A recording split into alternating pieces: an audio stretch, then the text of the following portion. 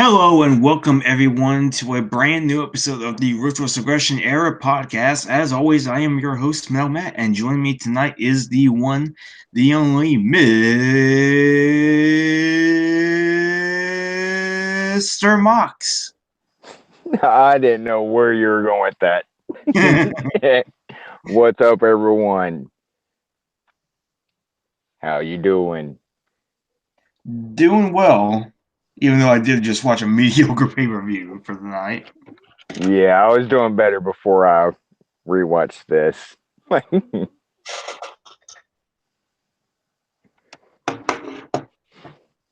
Good stuff. So Good yeah, stuff.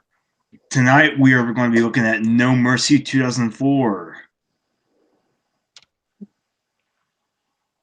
It happened. End of show. Good night, ladies and gentlemen. We're going to find you at. um, and just to let it, myself and Morris, my son, actually rewatched this together until pretty much the very end. I'm not going to go into details of what's going on, but he had some rehab work and stuff, so we actually just watched this together. First time he's seen it, um, so I'll give some of his opinions on some of the stuff as well. Yeah, because you were texting me some of Yeah. those, and they were pretty interesting comments. Yes. But let's, I guess. So, as far as the stage design and theme song, it's really nothing special. It's just the 2002 theme song for No Mercy, and it's pretty much the exact same stage as last year. Maybe not the exact same, but it's very, very close to the stage as No Mercy 2003. So there's not too much really to say. This is when when stages really started to before they went like universal, no pun intended, Mm-hmm. of all stages. Like that, this was really, you could tell, like where there was not lack of effort, but just like, that design is very familiar. Mm-hmm. If that makes sense. Yeah, I mean, and I guess it works fine, but they've had better stages for No Mercy. Absolutely. So this pay per view started off with Eddie Guerrero versus Luther Reigns. If that opening match doesn't make you want to watch the rest of the pay per view, I don't know what will. Uh, I like you said, we texted a lot throughout the show, but that opening, just Eddie alone, like, kept me interested. And then Luther Reigns, like, sorry, man, something came up. I'm not gonna be able to watch this. Oh, Luther Reigns was a thing that happened. Just the entire time I'm watching this match, all I can think of, Eddie deserves better than this. Eddie is too good for this. In his defense, rest in peace, obviously. Eddie dragged probably the best Luther Reigns match out of him, I maybe guess. ever. Yeah, it was still a cluster, but I can't recall a better Luther Reigns match than this one. That's not saying much, but Yeah. then you have old cheerleader on the outside. Uh, Oh, we got Mark Jindrak.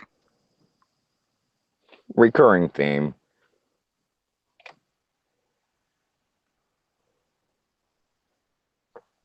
Yeah, I mean this match was terrible. This match was so freaking bad.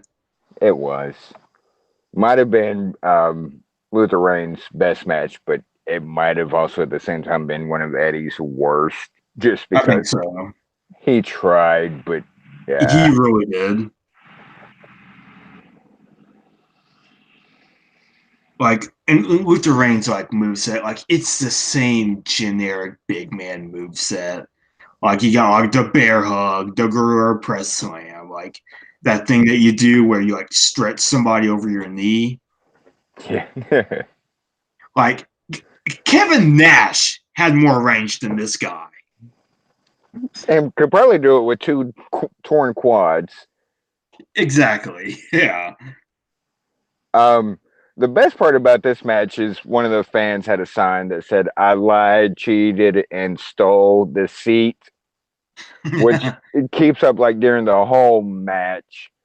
That was Yeah, because this match was so boring and so bad. I just started looking at crowd signs just in the hope of trying to be entertaining. And I did see a sign that said Mike Kyoto Fan Club. yes, It's like, that oh man, yeah, that fan club must have had a couple of rough years as of late with yeah. Carmelo screaming and not knowing what to do, or him screwing over Becky Lynch at Money in the Bank. But that's another story. You will not let that go. I'm never going to let that go. No. But yes, the Mike Kyoto, that one popped up later to the left of the screen, but right there, dead center was "I lied, cheated, and stole this seat." Like, and it was kind of like a teenager holding up the sign. I'm like, well, okay then. And then I noticed the Mike Kyoto sign, the fan club. Like, I never saw it high enough to see like if there was arrows, like, or if there was just like one arrow pointing down to just the one person holding it, or if there was like a section of people. But there was, yeah, that sign happened. Best part of the match. Mike Kyoto fan club. Who would have thought? I mean, I didn't want to think it, but sure enough. If you and I ever have anything that we can bet on, um, if you lose, it's going to involve you bringing a Nate Patrick fan club sign to a live event and getting that. It's going to happen, dude. That I've already just right now in my head decided that's going to be your if you lose your what you're going to have to do. But anyway, yeah, this match was awful. I thought it was bad. Morris thought it was bad. Um, Morris hasn't seen all of Eddie's career, obviously, but enough of Eddie to know that Eddie's one of the greats, one of the Mm-hmm. goats, and Morris was so disinterested in this match. Like,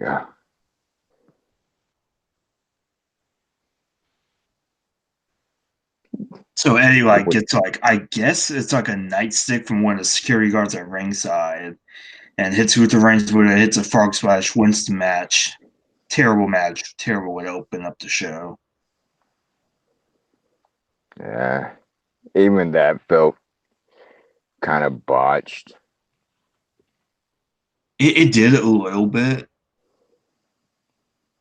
Well, and I'm talking about Luther Reigns, like just uh, again, maybe Luther's best match, but it's certainly on the list of one of Eddie's worst.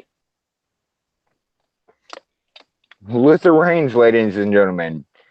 Um, before, some of you guys might remember his name coming up last year, getting confused with Roman for a completely different reason. But yes, this is who we're talking about. Yeah, he was a thing that happened. And JBL putting him over just over and over. Or Michael Cole over and over and how big he is and how strong he is and how athletic and like are we watching the same thing? Anyway, sorry. But yeah, I forgot that was even a feud or a thing that happened. Like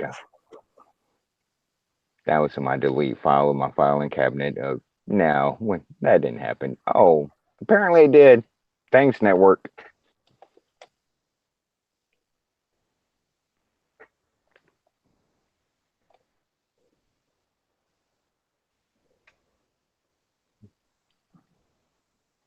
Doesn't really get better after that match. I mean, the next match is Spike and it's not a great match, but compared to what we just saw, it's freaking Steamboat Fire. Oh, you're not wrong, really.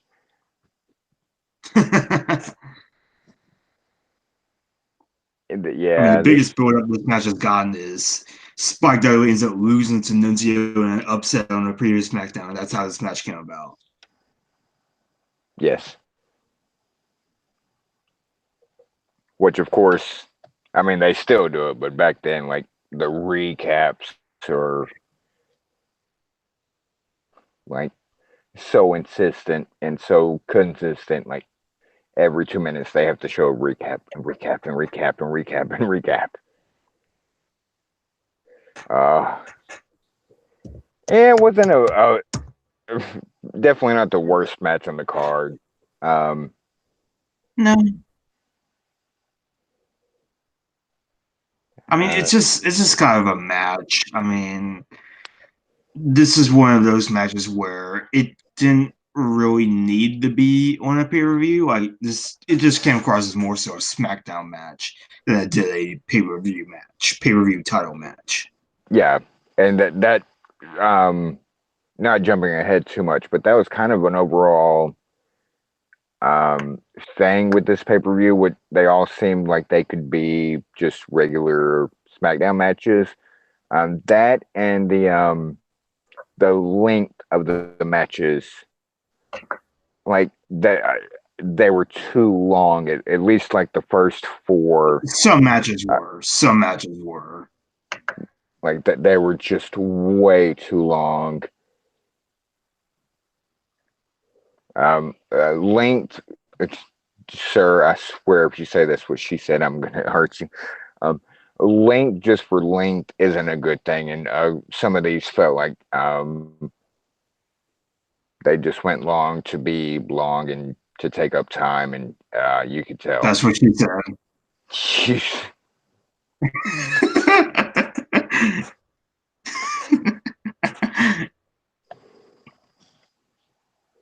Yeah, it's I mean, we Spike got some Dudley and go ahead. interference.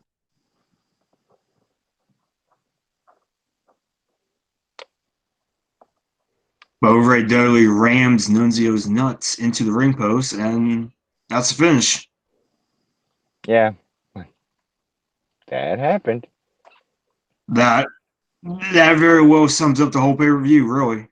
Yeah, that's what I felt like watching it. Like my nuts just got rammed into the ring post. Why, Matt? Why?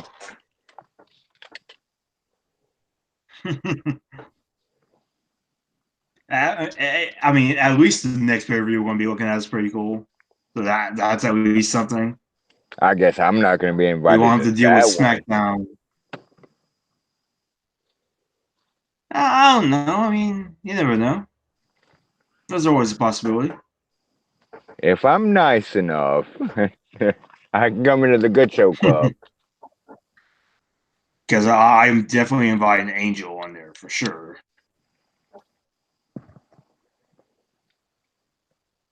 And I'm going to try and get you as well, just to kind of throw you a bone. And maybe I will try and get Adam Hey, if his links ever work. sorry, that's supposed, you're pulling the curtain back a little bit on that one. I'm starting to think that the link does work. He just doesn't want to join us for this pay per view. Freaking Ohioan Hills, man. Yeah, I mean, I can't believe Stone Cold is interviewing Baker Mayfield on his new show. I mean, why would he want to interview a Brown? I mean, really? Why would he want to interview somebody from the Browns? I mean, really? Maybe he got lost or something and ended up in Cleveland. Maybe he was trying to get to Albuquerque. You never know. Yeah, this was a second, in my opinion, and Morris as well. Decent match, but both kind of duds. because it's supposed to be pay per view, especially with Morris. Like, oh, this was a pay per view before I was alive. This is what everybody's talking about, the attitude era, the ruthless aggression era, when everything was cool, and it just kind of again happened. So he wasn't thrilled with the first two matchups.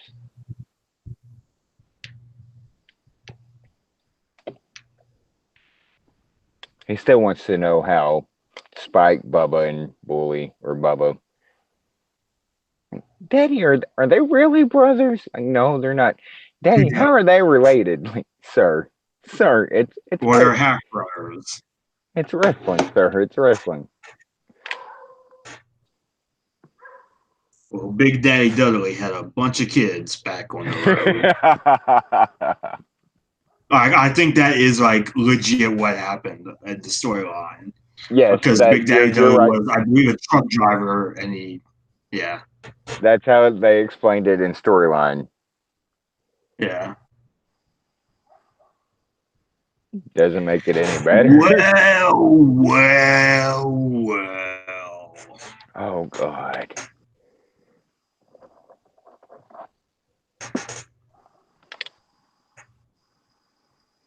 The What? quintessential stud muffin, Joe Studley Dudley Gertner. And he is the man with the signs. Sign Guy Dudley. Why? Why? Now I wish we had Angel on now. Because I know he would do a killer Joe Gertner impression. Again though, why? Why? Why must you guys torture me like this? I've been nothing but nice.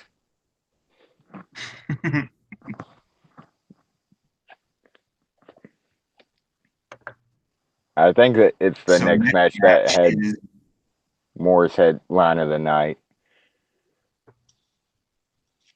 so Either the this, next match was Billy Kidman versus Paul London.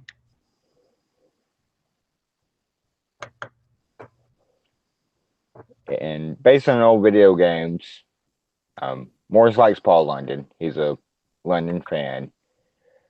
Um, During this match, Morris just looks over at me and, Daddy, why does Billy Kidman look like Disco Inferno?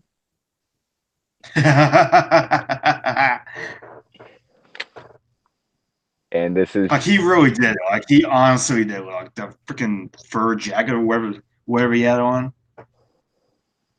that's he just like though this was the first time he's seen anything with Billy Kidman with his haircut. Like he's seen Mm-hmm. some of the older stuff, like the white tank top, like longer hair, blue short jeans. This was the first time he's seen him. Like, Daddy, why does Billy Kidman look like Disco Inferno? Like, sir, it's 2004. I don't know. Like they, excuse me. Like next thing we know that Billy Kidman's going to end up bringing out a plastic duck with him to the ring. Oh, why? The What, disco duck. We want the duck. Gotta get that duck. Come on. We want the duck. sir? Um, so far in the three, this was the best match so far, Oh in yeah, my opinion. Like, definitely. This match actually did kind of surprise me, even if Paul London's moonsault out of the ring looks like complete crap. oh, it did, it did. Another comparison Morris brought up that he didn't realize he was making the comparison he made was when after he brought up the Disco Inferno thing, like, and Paul London looks like CM Punk. Like, dude, Oh god. if you only knew, like with the haircut and the high kicks and or the high knee pad, yeah, like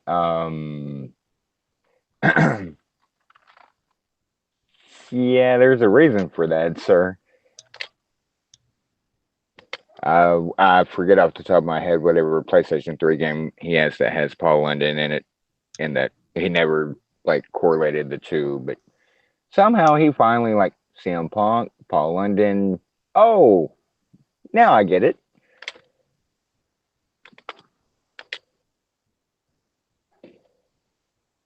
He liked this match. Yeah, I mean, I Uh, thought it was a really good match. Billy Kidman like really impressed me because I thought he was doing some great heel work here.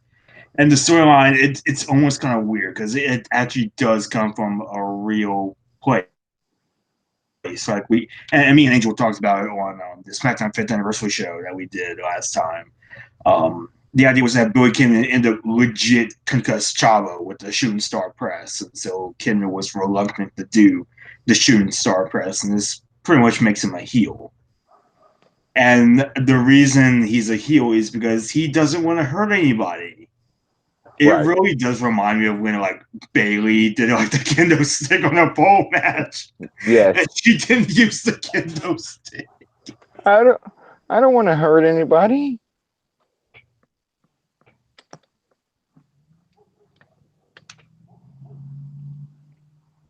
Fair comparison. It makes you a heel because you don't want to hurt people. Like how does that work? So Kidman, like he kind of like he's sort of reluctant to do it, but he ends up doing it anyway, and he gets the win. After the match, like Paul London, it was like bleeding from his mouth. I don't know if it was legit or if it was like a work, but Yeah. Kidman gets on the Uh, mic. He's like, "You people made me do this." You know, he's like Taylor Swift. You know, look what you made me do. Um, oh, did you really just? The pay per view is bad enough. You don't have to drop Taylor Swift references on me. Yeah, it was a not a. It was a capsule.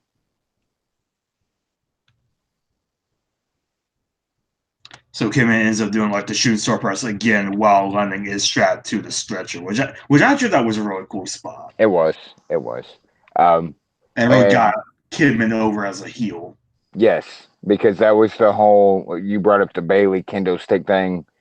Where why aren't you using it? Because I'm a face, so it goes back to the 2004. Why aren't you using the shooting star press? Your face will cheer it because he did get cheered the first time he used it when he quote unquote busted Billy Kid or I'm confusing myself, but when he busted the mouth, like he got cheered for going up and doing it, but then doing it Mm-hmm. again once the stretcher came out, like he got heel heat, which that was the plan. Like, okay, now you actually boo this guy. I'm like, Yeah. for good reason. Mm-hmm.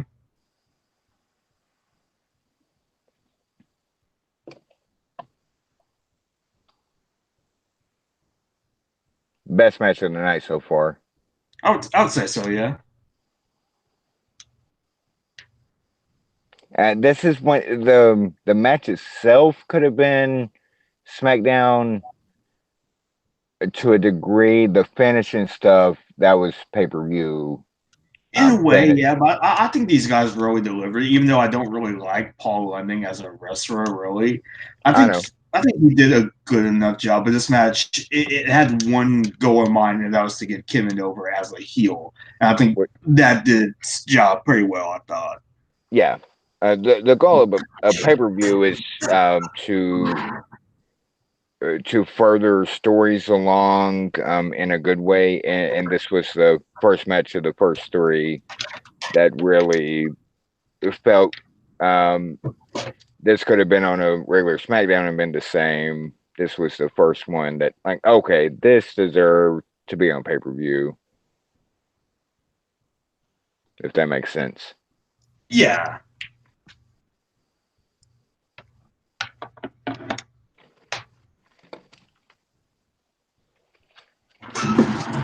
So the next match, I believe, was Kenzo Suzuki and Rene Dupree defending the tag team titles against Rey Mysterio and Rob Van Dam. Yes. It just goes to show you just how much of a disaster the SmackDown tag team division was at this point in time. and they got the right to face them at pay-per-view. Basically, how the Spike Dudley match happened. Pin somebody on SmackDown. You guys have to remember this was the Teddy Long era of GM on SmackDown. So that's um though now, not before, but now the thing that sticks out in my head is more. Uh, do I have to say it, Matt? Do I have to? The question Morris asked me about certain Oh person's yeah. trunks. Yeah. Um, Daddy, what does his short say? French tickler, sir. Oh, nope. I don't know.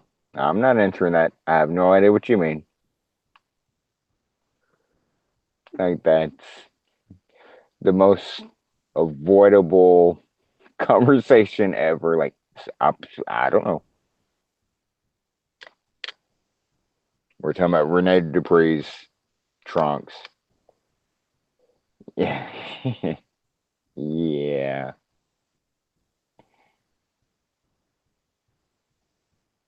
The match was, I guess, decent enough.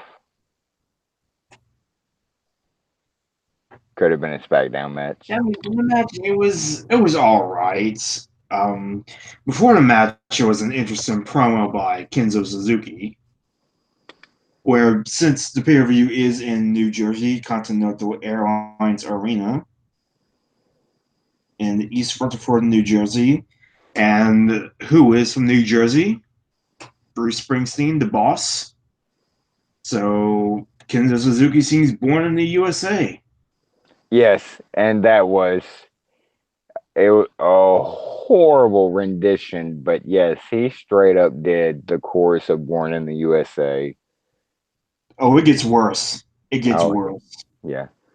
Because after this little tag team run they has with Rene Dupree, they do give him like this pro USA gimmick where he starts dressing like Uncle Sam.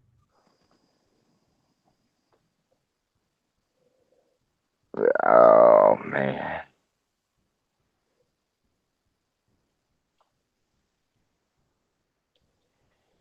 And now I see why some people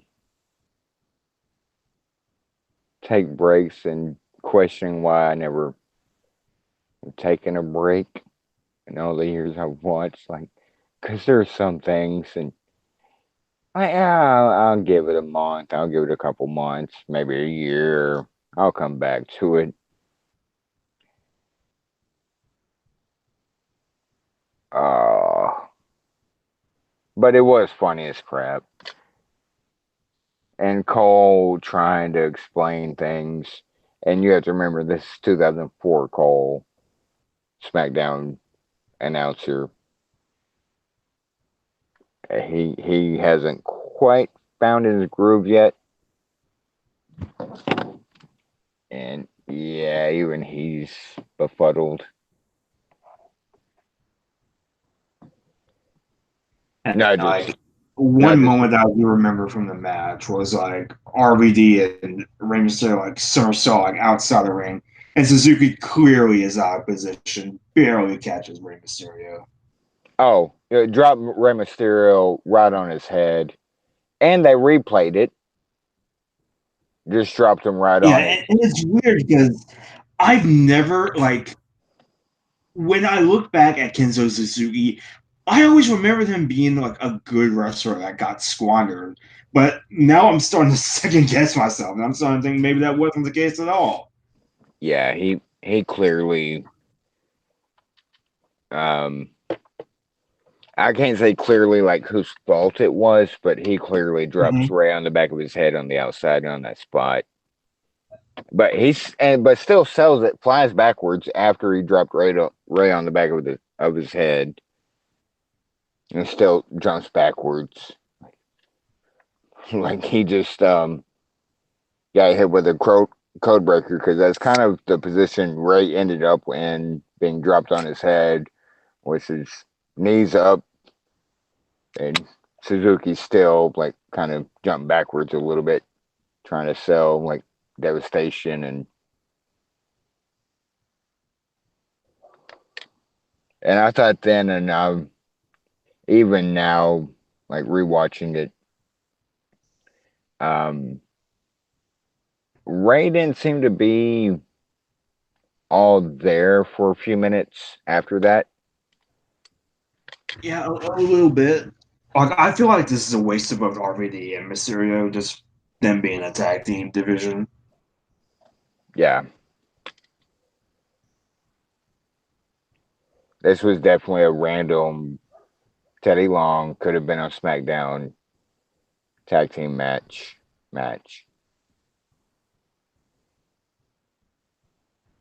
kind of thing. If that makes sense. Yeah,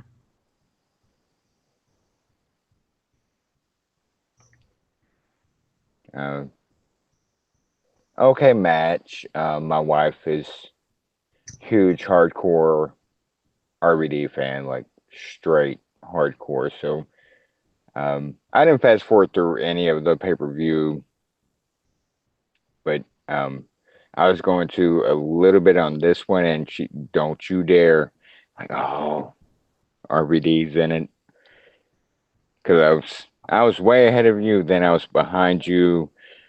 I'm like, well, let me get out of it. Like, don't you dare. Like, well, I'm stuck.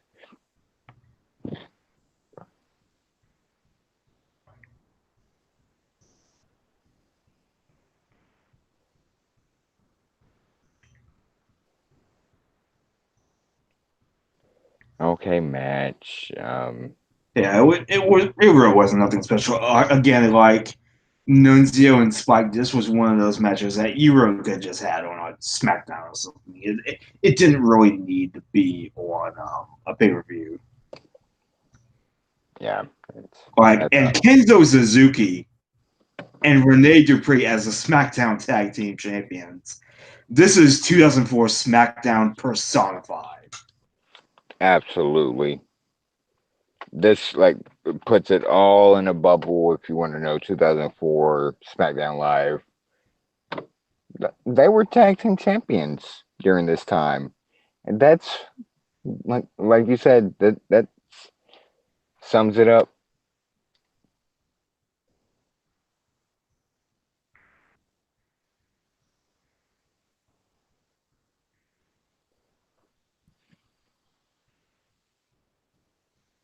So next match was Big Show versus Kurt Angle.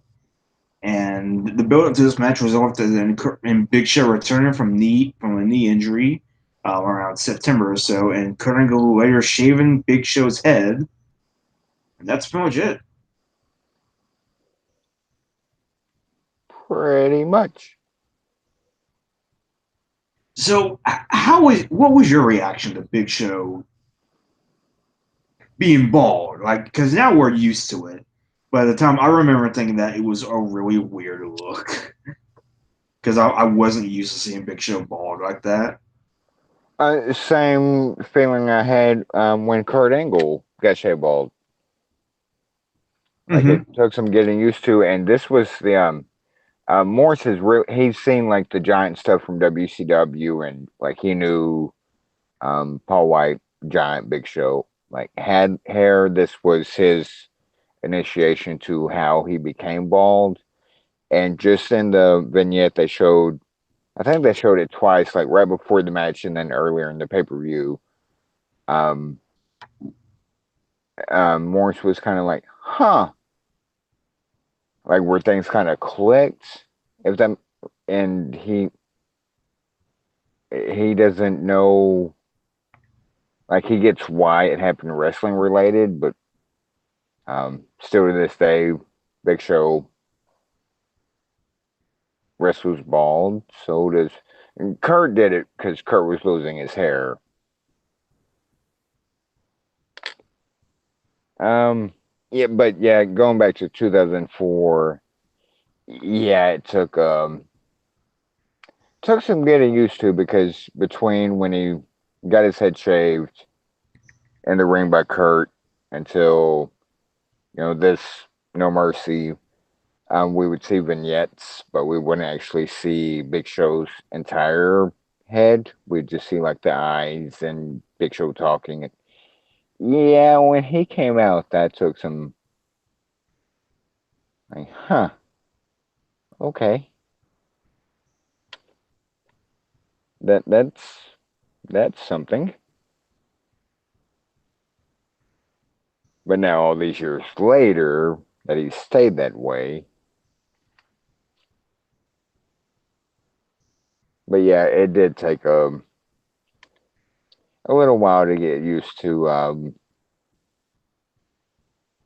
Because if you remember the giant from WCW, what he had, not just hair but long hair. Okay, we're doing this as a bald man. Like I appreciate anybody else like being bald. So the more of us, the more power or something. I don't know. Oh, that didn't come out right. I meant like, uh, I didn't mean it in the way I said it. Um, I'm a naturally bald person, so anyway, Matt, help. I mean, it was actually a better match than I thought it was going to be because I remember their match from Oregon 2002, which really wasn't that great. Yeah, it was. Of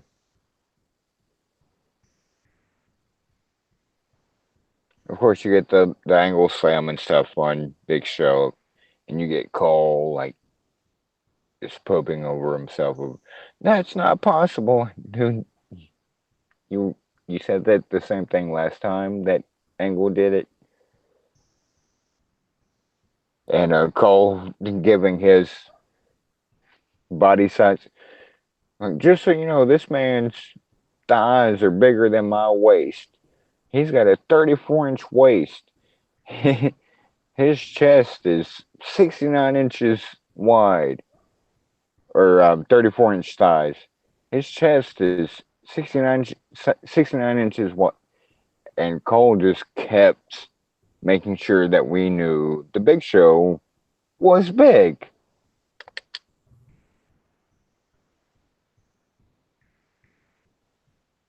Like, we get it.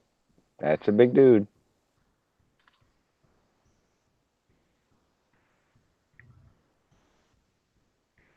But Kurt Angle does end up getting counted out at one point, and Tay Long actually does come out. Says, "Now hold on a minute, there, player.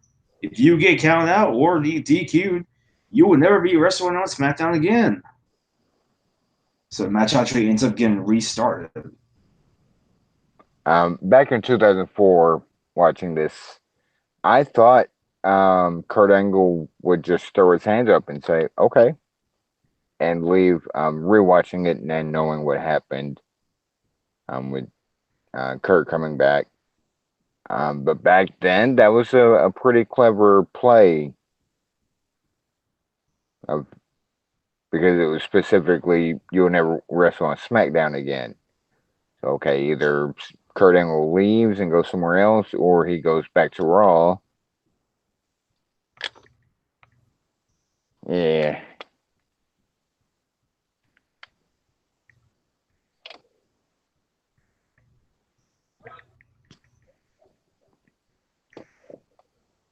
decent match.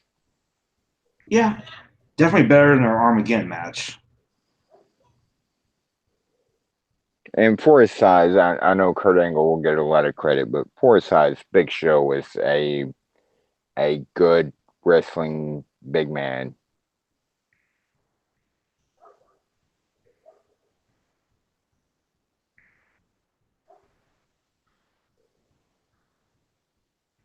The ending was kind of eh,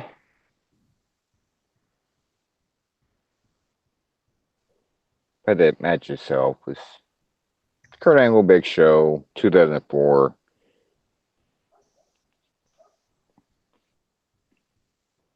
SmackDown pay per view. Like,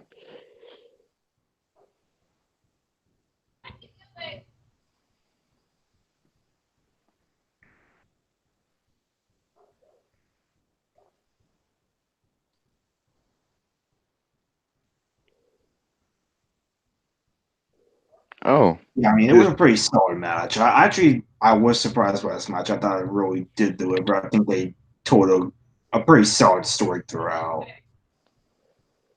so far the matches we've talked about. Is this the best match so far of the card? I think I actually liked Kidman and London a bit more than this, but this was still a pretty solid one. Yeah, and it just dawned The on me next the match up, John Cena versus Booker T, final match in the best of five series for the United States Championship.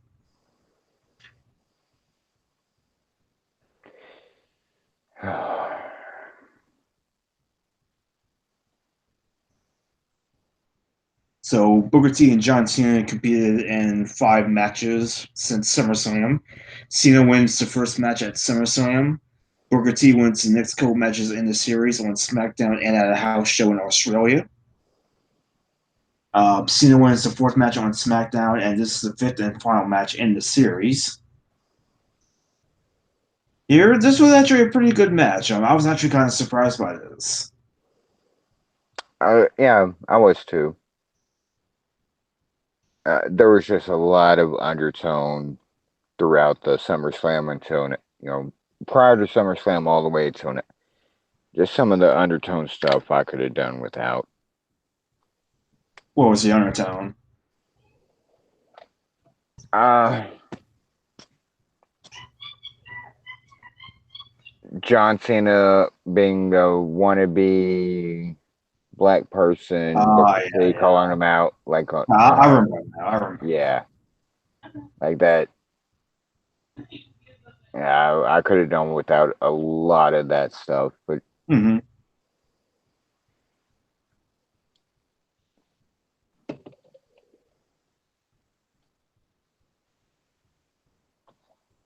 the match itself was pretty good. I that just what took me out of it was the from SummerSlam until now all the underlying undertone stuff. Like I say, yeah, do better. You can do better than Mm-hmm. make it this kind of story.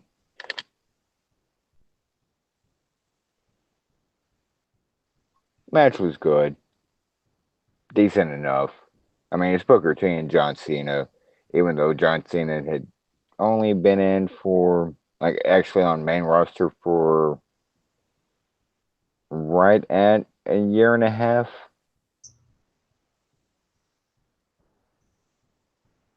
something like that, Hmm. from his debut to this match was right at a year and a half. I would think so. I think in terms of John Cena, I think it was about a little. I think about 2 years or so. I think he's going on about a little over 2 years at this point. Was it okay? Um, Early enough to still call him somewhat new, even though like Yeah, I mean, got you can tell that he's still green. yeah, even get shot to the moon and stuff, but he still had his faults. Mm-hmm. I mean, he still does. Don't get me wrong. Okay, match. I guess if we're I gonna mean, leave I it, think it's the best match out of the best of five series that they had.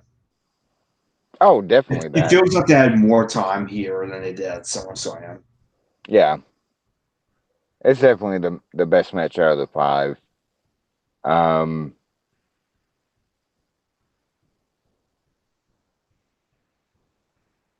but I was gonna say something and now I can't remember.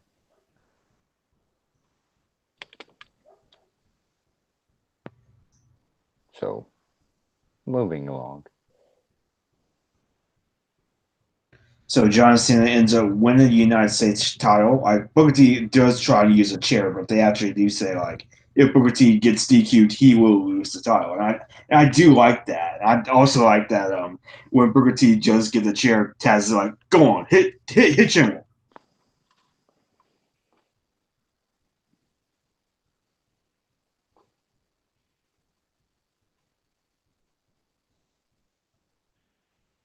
This is what gave us the later the U.S. spinner title, right? I think so. I don't think it's right after. I don't think it's quite after this. I don't think. I think this is after he beats Carlito for the title.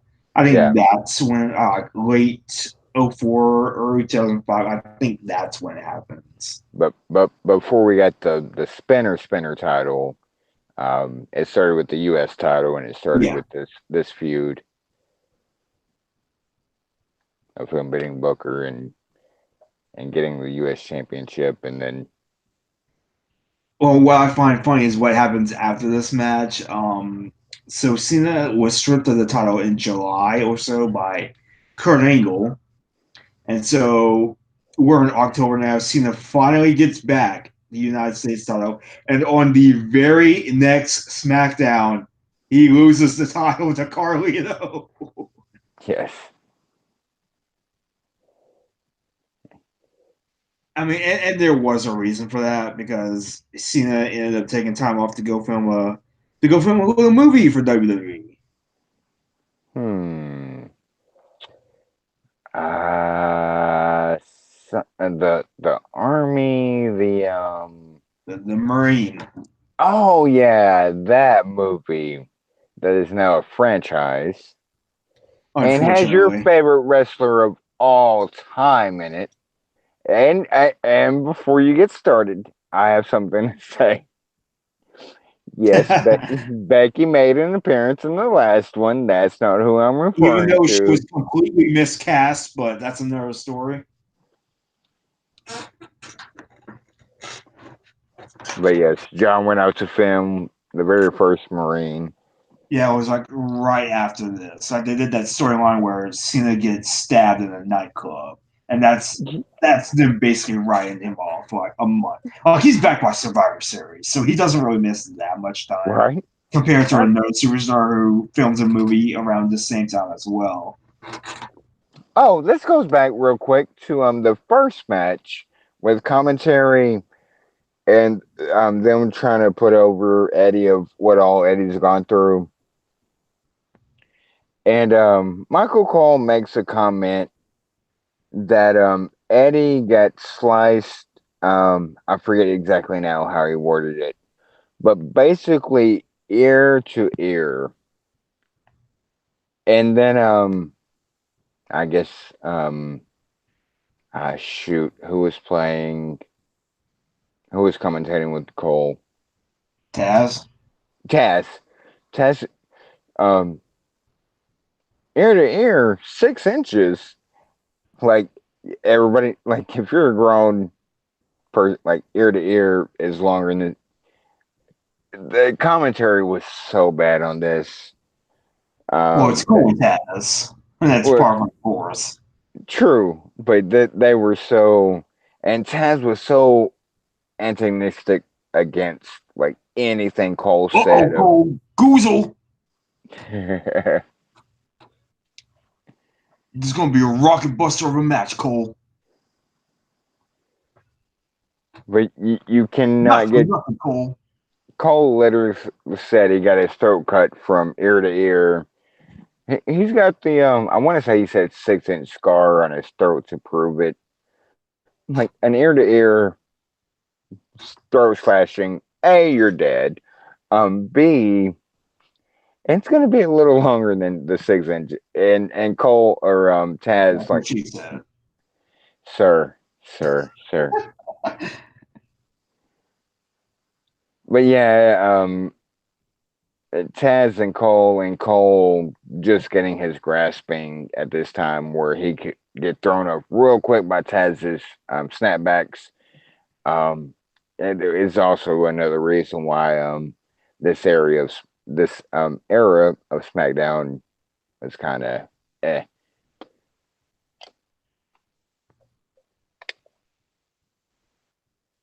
But anyway, continue. Sorry.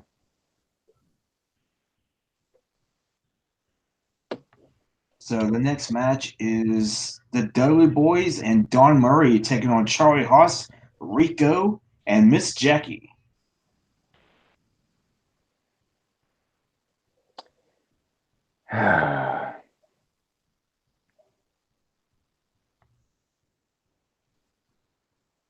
Why?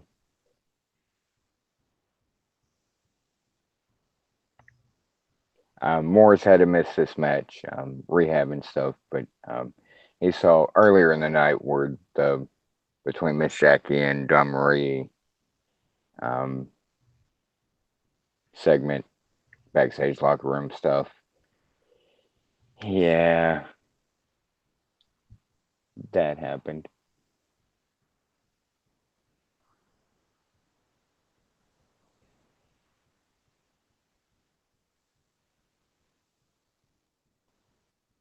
Yeah, I mean, there wasn't really too much really to say about it. It was just kind of a match that was there. Like, again, one of those matches that did not need to be on this pay per view. Yeah, Even though like they are doing like this storyline with Haas, Miss Jackie, and Don Marie, it didn't really need to be on pay per view. Right, this match could have happened on like SmackDown or something like that. It right. didn't really need to. That's why earlier I brought up a recurring theme in this pay per view. Or like these are a whole bunch of SmackDown matches. Put these matches on SmackDown, and you get the same stuff.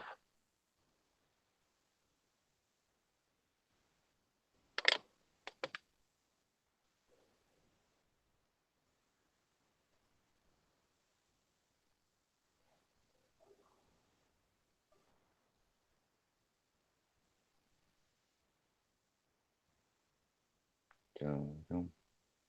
And the main event was JBL versus Undertaker in the last ride match, which is pretty much an ambulance match, but whatever.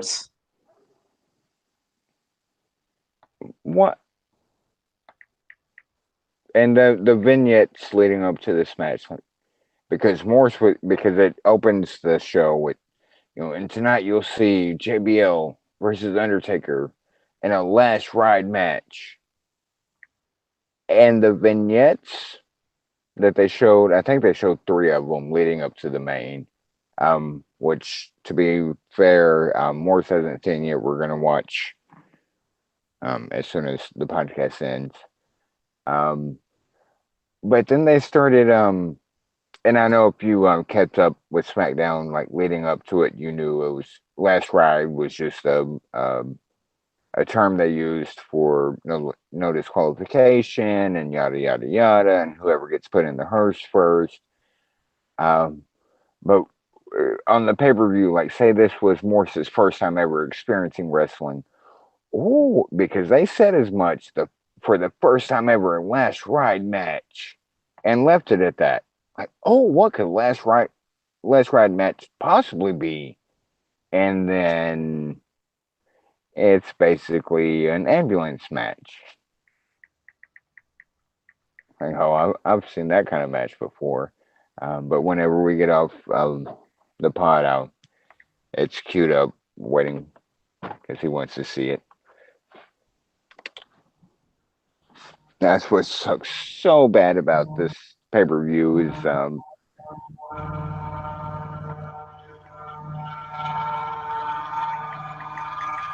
sir, sir, I don't know what's going on outside, but they need to shut it up. or it sounds like you have helicopters like hovering over your. What have you done? What have you done? I didn't do anything. What'd your chair do? What did your chair do? I don't know what that was. But he does want to see that match. I didn't have to watch it to remember. Honestly, you're not missing anything. You really aren't. Oh, I know, and I remember watching it when it came out, and I've actually seen it since. But that's I what. mean, I will say If, this: the match was a bit better than I expected it to be. It was better than I remembered it to be. It still wasn't a great match. I thought it was better than the SummerSlam match, but I don't know. Like for me, it just got old really quick because most of the match is like it. Most of the match does have Undertaker on offense. Like occasionally, JBO does get some offense in, like with steel steps and stuff like that. But for the most part, it is Undertaker, and this goes back to a problem that I do tend to have with matches like say Brock and seeing that SummerSlam a few years back, where 2014 you can't or do 15. 20-minute squash matches on pay per Yeah, view. You just can't do it because they get old really fast. And I know what they're trying to do here, but I don't think Bradshaw has the heat that WWE clearly thinks he has. And as oh much no, as I love The Undertaker, as much as people love The Undertaker, people I don't think really want to see Undertaker just beat JBL up for 20 minutes straight. It's just not. It's just not something that people want to see yeah. because it gets old quick. Like it'd be one thing if it was like a quick squash match on TV or something like that, or if it was something like lower down the card. But as like a main event pay per view match, it's not what people want to see, and it's not what And needs to be happening, especially for it the WWE title. it didn't really help that throughout the pay per view, they literally run down and show vignettes of every time Taker won the WWE title. Yeah, that was so weird. It was so weird that they did that. Like from and his on the anniversary of his 1 year debut, which wasn't really his anniversary, but his the anniversary of the Survivor Series of his debut, and they kept like through all four of his previous reigns and kept on. This will be his fifth. Like it was a recurring theme, and that was Like, I like, mean, I think the idea was to kind of try and make Undertaker feel like a credible threat. Like, okay, Undertaker but might it's actually beat it's James. JBL. Undertaker is by name alone a credible threat. You don't have Exactly, to. yeah. Like, You I mean, don't I have know. to. I mean, I just feel like I think that's what they thought they were trying to do with all of that. If anything else, you should have done it the other way of JBL's accomplishments of making him a credible threat. It Yeah, I mean, made that's what no they've been sense. needing to do for a while now. They're never going to do it. And that's another problem with this match is that people just don't give a crap about JBL as champion. They just don't care about this guy, Yeah, and which I you think can. it's even worse. Like it's even worse than having him be like an actual heel. I think that's way worse because at least Yeah, like say what you will about Triple H and the Reign of Terror and all that stuff. At least he was a credible champion. At least he had actual heat. oh, At least, absolutely. And at if you least it can, was entertaining, which is more than I can say for JBL. if you compare like Because like in the ring, last Triple H main event that was on the podcast, like Triple H Randy Orton, like it wasn't a great match by any means. It's a hell of a lot better than this. absolutely, and Orton was still just as green, Yeah, and they I put don't think there's on. a more You credible can't call it a than clinic, Randy but Orton because people actually liked Undertaker, which I don't think they did for Randy Orton. this just made. Uh, I get why they put the belt on JBL, but they should have quickly Because Triple H realized. didn't want to work Tuesdays. Well, yes, that, but but also, they should have realized quickly, um, eh, this isn't working. Let's, you know, if you're running, a studio or a business, like and I'm not trying to do, a certain day in 2014. But there's always a plan B, Oh and God. you should have realized like right away, like what you thought you were gonna get from JBL, you're not getting. So move on real quick. Yeah, I mean, and I can honestly understand why they did it because at the time that JBO did win the title, the SmackDown roster was really limited. Like Big Show was out injured, Yes, Eagle was injured, right. Triple H wasn't on the show. Um, just the roster was just kind of really limited at the time, so I can understand why they did it. But they really should have ended it far earlier than they actually did. Like Yeah. JBL probably should have lost it by SummerSlam at the earliest, maybe Survivor Series at the latest. The fact that he held it until WrestleMania is just insane to me. The fact that he had a WWE championship match defending the championship at WrestleMania is looking back unfathomable. It really is. It And really is. I know you do not like this guy. I know just bringing his name up, you'll probably disagree. The Miz going into and coming out of WrestleMania as WWE champion against John Cena was a lot better of a call than JBL ever stepping foot into WrestleMania as WWE champion. Kind of, sort of. Come on, Matt. Like Miz wasn't a great champion, but I think he was probably more I want to say more credible per se, but he had more potential, I guess. And, and He always made more sense as champion than JBL did. he was more like actual hated. I Like they're guess. like they're right after JBL's, if you remember, right after like JBL after the APA and stuff, and JBL started doing John Bradshaw Layfield stuff. Like people really fell off on like they were more eh, you know, okay. Um Miz was still garnering some kind of either you loved him or hated him, but there wasn't very much, to quote Craig, not very much meh. That and he kind of it was more organic with Miz because Yeah, he had won Money in the Bank. Like they were clearly building him up as yeah, for like upper mid card main event, so it felt a bit more organic than with right. JBL. JBL seemed more like we're actually It felt like a Gold Watch run. It really well did. that and oh shit or shoot um that Ted DiBiase guy. We forgot to put the belt on him. Let's put it on another rich guy.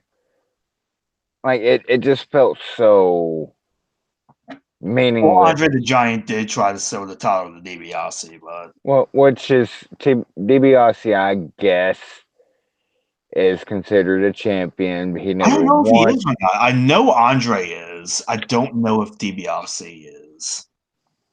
Yeah, it depends on who you ask, but Yeah, Andre did sell it to DiBiase, but because I think on W's website they do acknowledge that Andre the Giant was world champion for like 3 minutes. everybody's got a price. Anyway, um,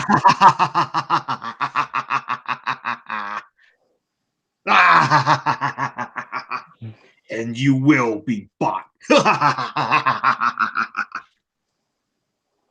you, mm-mm, mm-mm.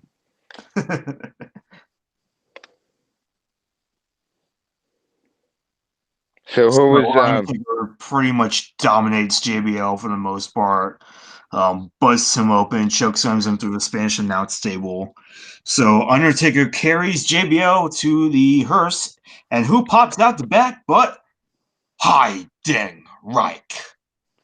again?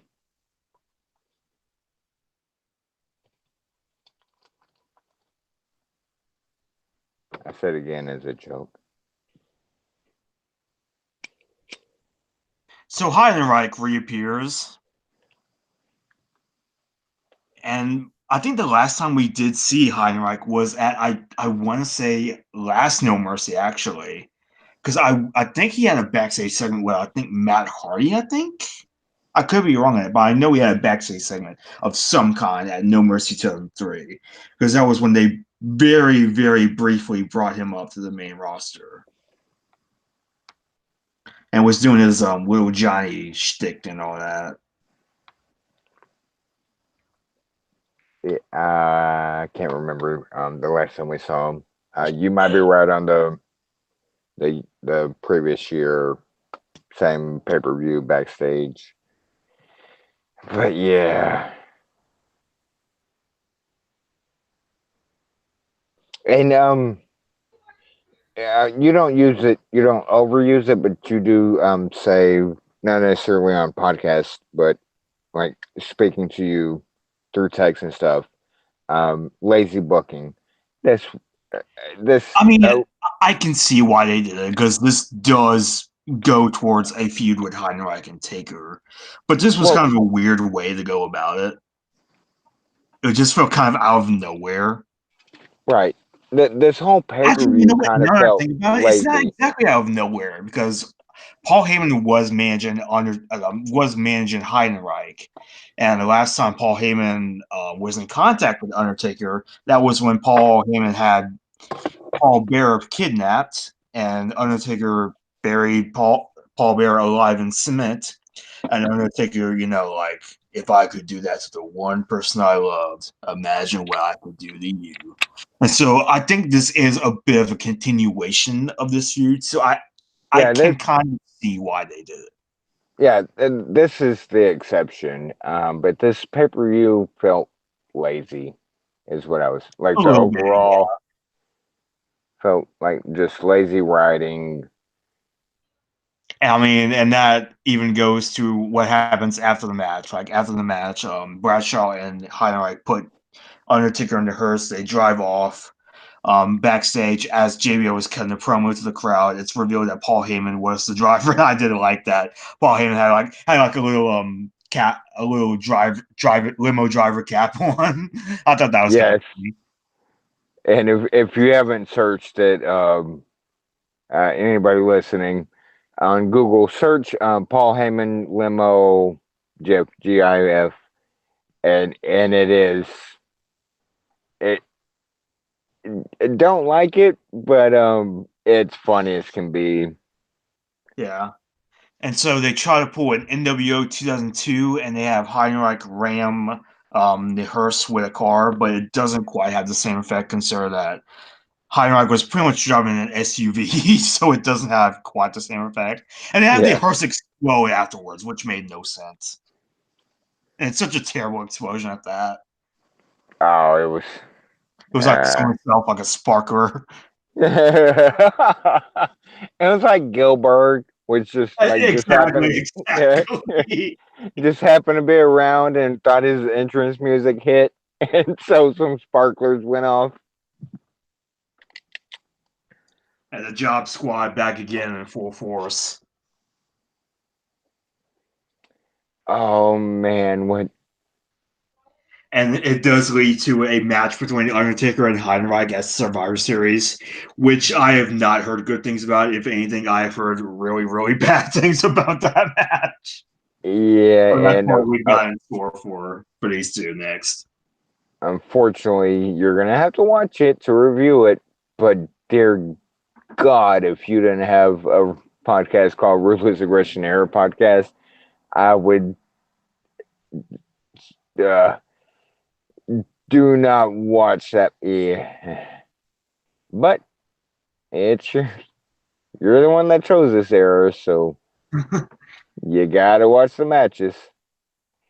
It is horrible, man. I mean, I've Horrible. I've seen the Survivor Series main event, which I really like. I've never seen that particular match.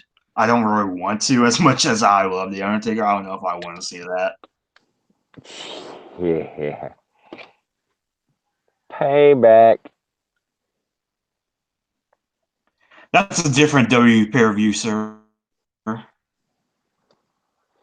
Oh, yeah, because you're gonna get payback and then later some backlash, but you have to watch that match. Oh my. And see, this goes back to something I said like 20 minutes ago. And then it will be unforgiven. All the time, it's like I need to Then take it a will be the break. Judgment Day when that match happens. Too bad that there's going to be no way out. There's going to be some bad blood for sure. And then Oh vengeance will Lord, be mine. sir. Wait till you see that match. You might just do one podcast by yourself, like I retire. I'm no longer, no longer. we're only halfway through this era. There's still plenty more left. That's how bad this match is. That's what I'm like. I can't continue. I'm out. Click.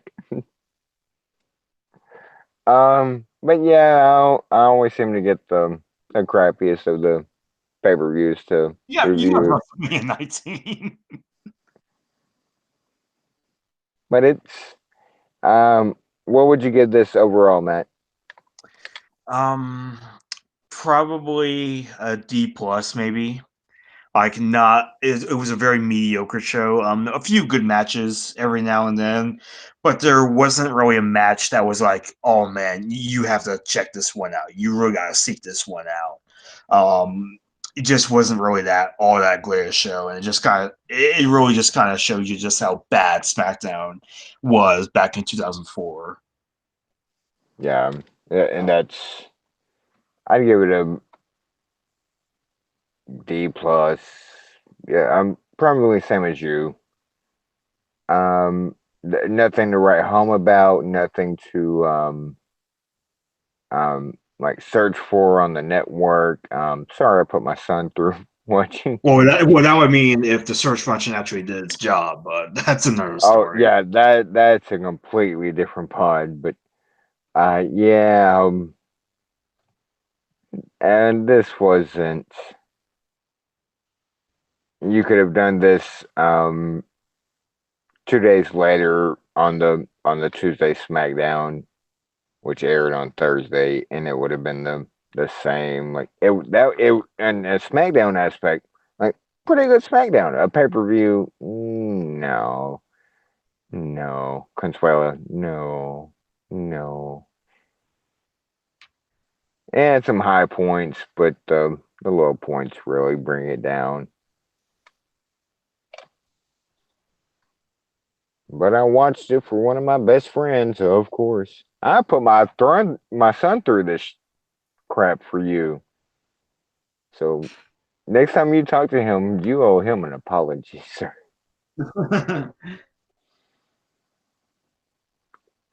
This wasn't a good show.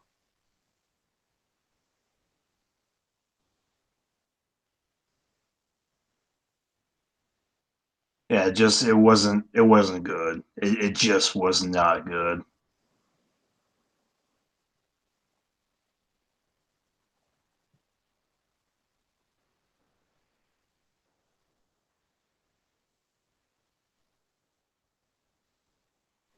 Worse or better than do I dare say? Do I dare say it? What? Worse or better than Becky losing one of her belts? Ugh, why? Why would you do that? Because then that gives people and myself, like I'm not people, um, like the standing, like which was worse, this pay-per-view or watching Becky Becky lose? losing the title because I had high expectations for that. I didn't have any expectations for No Mercy because Fair my enough. my expectation for No Mercy 2004 was rock bottom or Uranagi, as it were. Oh, what?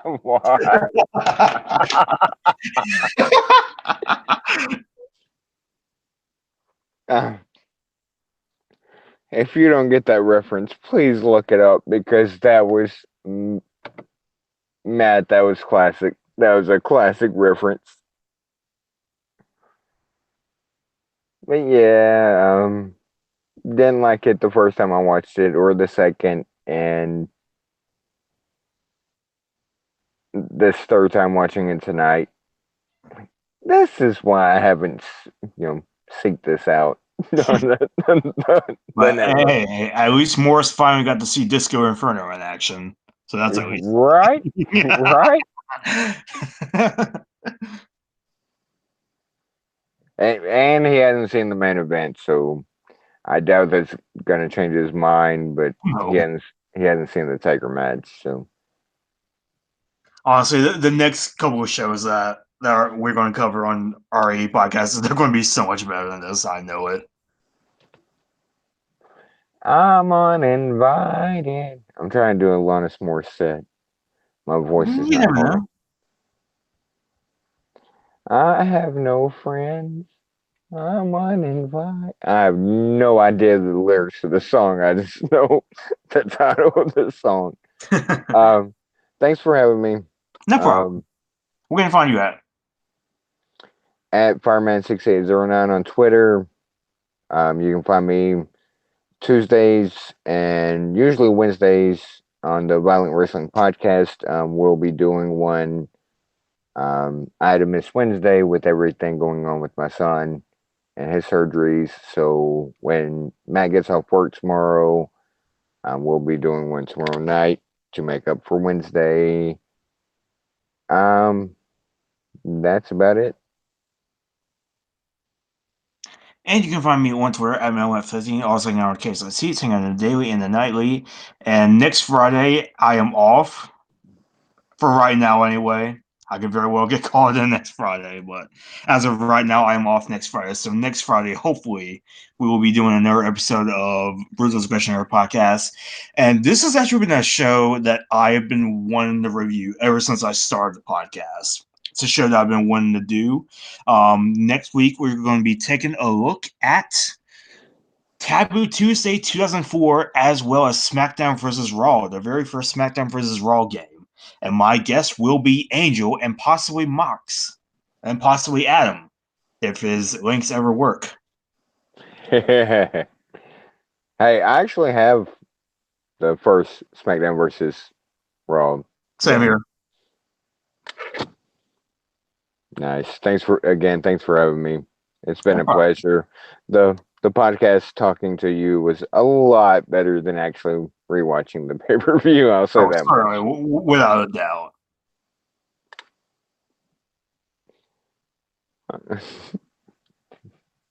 That's it on my end. Yeah, so next Friday is going to be Taboo Tuesday 2004 and SmackDown vs. Raw with Angel, as well as possibly Mox and Adam. So that should be a pretty cool episode. So, but for now, I will see you guys later. See ya. Thanks for listening. See ya.